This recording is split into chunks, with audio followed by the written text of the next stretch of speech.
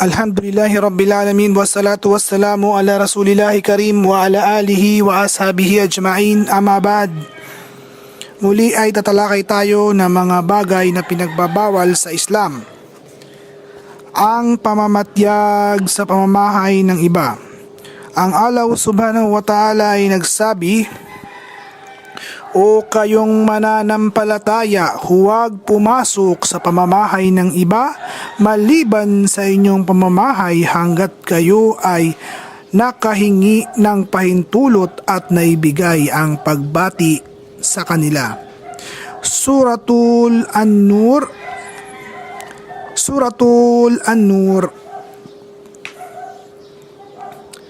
Aya 27. Ipinaliwanag ng Propeta Muhammad sallallahu alaihi wasallam ang dahilan kung bakit ang pahintulot ay nararapat hingin, sa pangamba na ang taong nais pumasok ay maaaring makakita ng di inaasahan o pribadong bagay sa loob ng bahay. Ang batas ng paghingi ng pahintulot ay itinatag sa kapakadang upang hindi makita ng anumang pribadong bagay sa loob ng bahay. Inulat ni Al-Bukhari. Sa panahon ngayon, ang mga tahanan at mga gusali ay napakalapit sa isa't isa o kaya'y magkakadikit at ang mga pintuan at bintana ay magkakaharap sa isa't isa. Ang posibilidad ng pagtitinginan ng magkakapitbahay ay lalaganap ng lubos. Maraming tao ang hindi ibinababa ang mga paningin at ilan sa mga nakatira sa mataas na palapag ay palagiang nakadungaw sa bintana ng kanilang mga kapitbahay na mas mababa kaysa sa kanilang tahanan. Ito'y isang gawaing manpandaraya at pananakop ng pribadong karapatan ng kapitbahay at maaaring maging daan tungo sa haram na gawain. Isang napakalaking kalungkutan at kaguluhan ang magiging bunga nito. Sa katunayan, ang pagtuturing ng Sharia sa mata ng isang maninikdik bilang walang kabuluhan ay nagpapatunay sa pagiging malubha ng bagay na ito.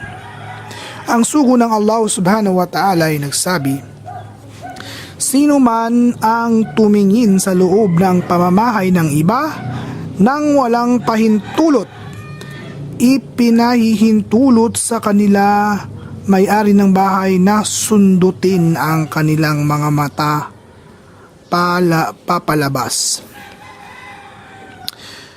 Iniulat ni Muslim. Ayon sa ibang salaysay, kanyang sinabi, sundutin ang kanilang mata at ito'y walang kabayaran o ganti. Inulat ni Imam Ahmad.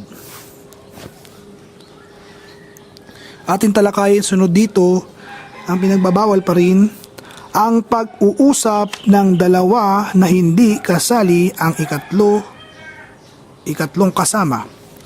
Ito ay isa sa mga suliraning umiiral sa mga pangkaraniwang pagtitipon at ito ay isang paraan na pinaghihiwalay ni Shaitan ang mga Muslim at ginagawa ang ilan sa kanila ang mapuot sa iba.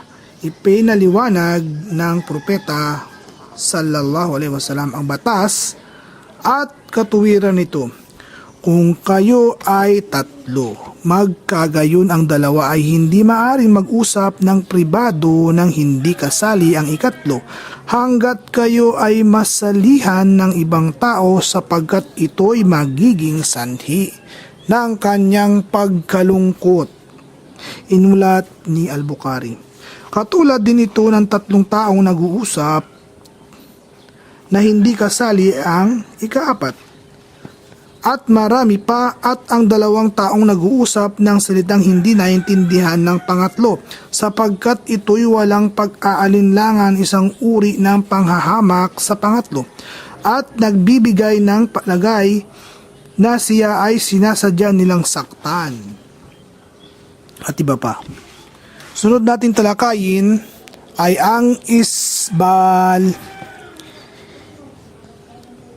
Isa sa mga bagay na itinuturing na walang kabuluhan ng tao kahit na ito'y malubha sa paningin ng Allah subhanahu wa ta'ala ay ang isbal. Ang pagsusuot ng damit, pantalon at iba pa ng lampas sa bukong-bukong. Ilan sa mga tao ay hinahayaan ang kanilang damit na nakalaylay sa sahig, samantalang ang iba naman ay hinihila sa likod. Si Abu Dar ay nagulat na ang propeta Muhammad sallallahu alaihi wasallam ay nagsabi, may 3 taong hindi kakausapin ng Allah subhanahu wa ta'ala sa araw ng pagbabagong muli o titingnan man lamang o purihin. Ang isang nagsuot ng kanyang pang-ibabang kasuotan ng lampas sa ibaba ng kanyang bukong-bukong. Ang isang ipinaalala sa iba ang kanyang naibigay o naitulong at ang isang nagbebenta sa kanyang produkto sa pamamagitan ng pagsisinungaling at maling pagpapahayag. Inulat ni Muslim. Ang isang nagsasabi ng hindi ko isinuot ang aking damit ng lampas sa ilalim ng aking bukong dahil sa pagmamalaki. Sa katunayan kanyang pinuri ang sarili sa pamamaraang hindi katanggap-tanggap. Ang babala hingil sa isbal ay ipinararating sa lahat. Maging ito man ay ginagawa nila dahil sa pagmamalaki o hindi ayon sa propeta Muhammad sallallahu alaihi wasallam o ayon sa propeta na nagsabi, anumang bahagi ng kasuotang pang-ilalim na lampas sa ilalim ng bukong-bukong ay sa impyerno. Inulat ni Imam Ahmad.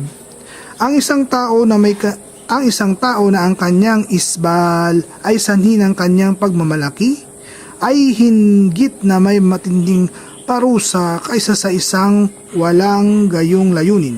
Ayon sa salita ng propeta Muhammad sallallahu alaihi wasallam, sinumang kinakaladkad ang kanyang damit, sanhi ng pagmamalaki, ang Allah subhanahu wa ta'ala ay hindi man lang titingin sa kanya sa araw ng pagpabagong muli. Inulat ni Bukhari. Ito ay ang kanyang pinagsama ang dalawang kasalanan sa isang gawain. Ang pagsusuot ng damit ng lampas sa ilalim ng bukong-bukong ay haram. Ayon sa nakasaad sa hadith na inulat ni Ibn Umar, ang isbal ay maaaring gawin sa izar, pang ilalim na kasuotan, kamis, damit na pang itaas na damit, at imama, turban. Sino mang kinakaladkad ang anumang bahagi ng kasuotan sa sahig sanhi ng pagmamalaki, ang Allah subhanahu wa ta'ala ay hindi titingin sa kanya sa araw ng pagbabangong muli. Inulat ni Abu Dawud. Ang mga kababaihan ay pinahintulutang pahabain ang kanilang kasuotan pang ilalim ng 1 o 2 tangkal upang matakpan ang mga paa o paghahanda laban sa anumang bagay na makapagpapawi ng hangin. At iba pa, hindi pinahintulot gawin ang higit pa diyan na katulad ng ginagawa ng ilan sa mga damit pangkasal na may pagkahaba-habang buntot na kinakaladkad sa likod ng ikinakasal. Susunod nating talakayin ay ang pagsusuot ng lalaki ng ginto. Si Abu Musa al-Ash'ari ay nagulat na ang propeta Muhammad sallallahu alaihi wasallam ay nagsabi, ang silk, seda at ginto ay ipinahintulot lamang sa mga kababaihan ng aking umma, pamayanan, subalit ipinagbabawal sa mga kalalakihan. Inulat ni Imam Ahmad.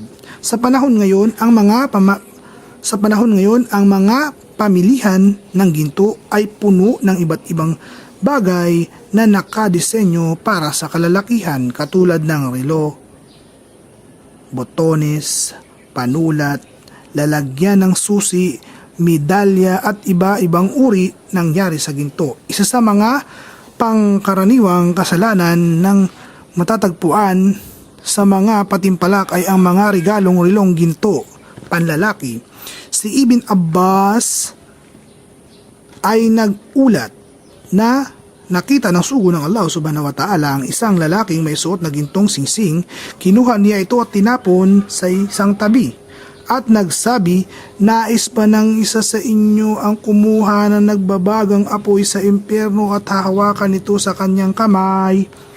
Pagkatapos umalis ang Propeta Muhammad sallallahu alaihi wasallam, may isang nagsabi sa lalaki, bakit hindi mo kunin ang iyong singsing at pakinabangan ito, ipagbili ito? Siya ay nagsabi, hindi, sumpa man sa Allah subhanahu wa ta'ala, kailanman hindi ko maaaring kunin ang anumang itinapon ng sugo ng Allah subhanahu wa ta'ala. Inulat ni Imam Muslim. Inulat ni Muslim.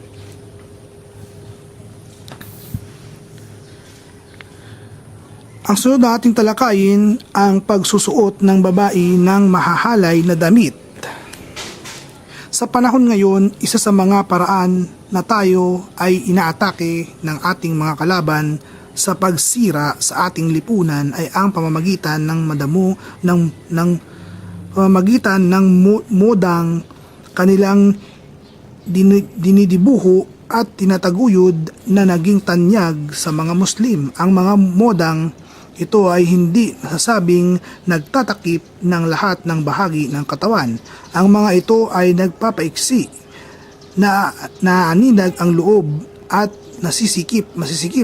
Karamihan dito ay hindi na narapat dapat isuot kahit sa harapan ng isang babae o isang mahram.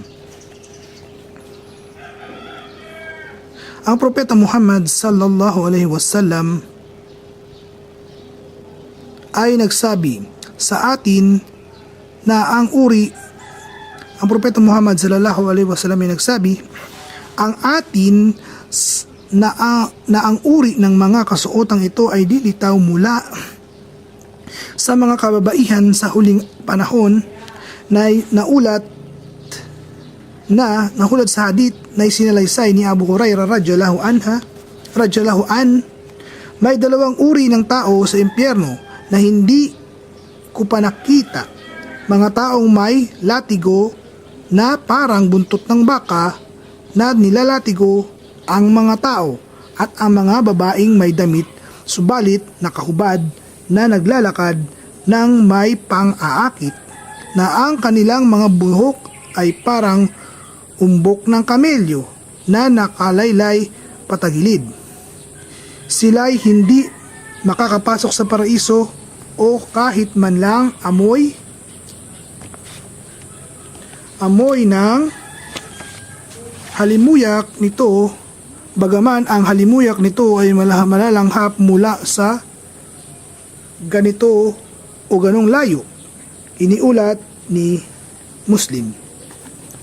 Kabilang sa ganitong uri ng kasuotan ay mga damit na isinusuot ng ilan sa mga kababaihan na may mahabang hiwa mula sa tupi. Ang mga pira-pirasong ginugupit dito at doon, kapag ang nagsuot nito ay umupo ang kanyang aura, lahat na nararapat takpan ay nakikita.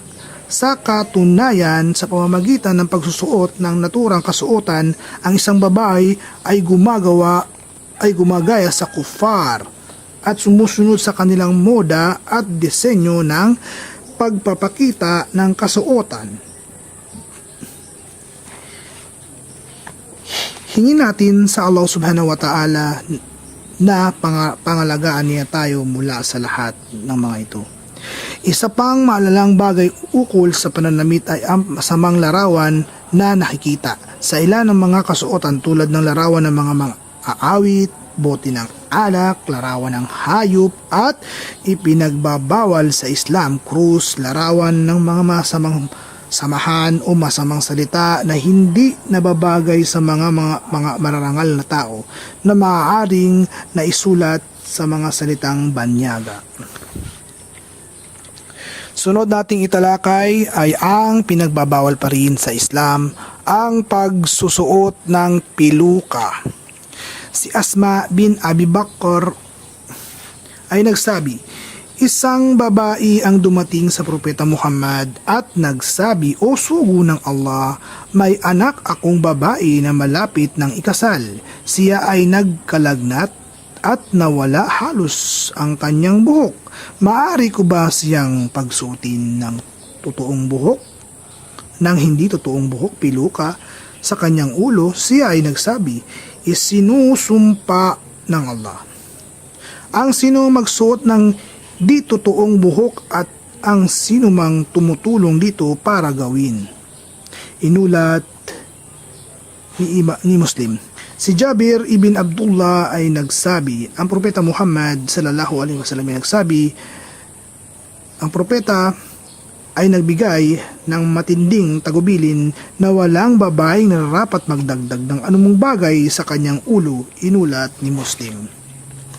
Halimbawa nito, kabilang ang mga bagay na uso sa panahon ngayon ay katulad ng pelikula, katulad ng piluka at pagdurugtong ng buhok, at iba pang mga masamang bagay na pinagkakaabalahan sa loob ng mga salon. Kabilang rito ang huwad na buhok o piluka na isinusuot ng mga walang moral na mga artistang kalalakihan at kababaihan. Subhanakallahumma wa bihamdik, ashhadu an la ilaha illa anta, astaghfiruka wa natubu ilaik. Assalamualaikum warahmatullahi wabarakatuh.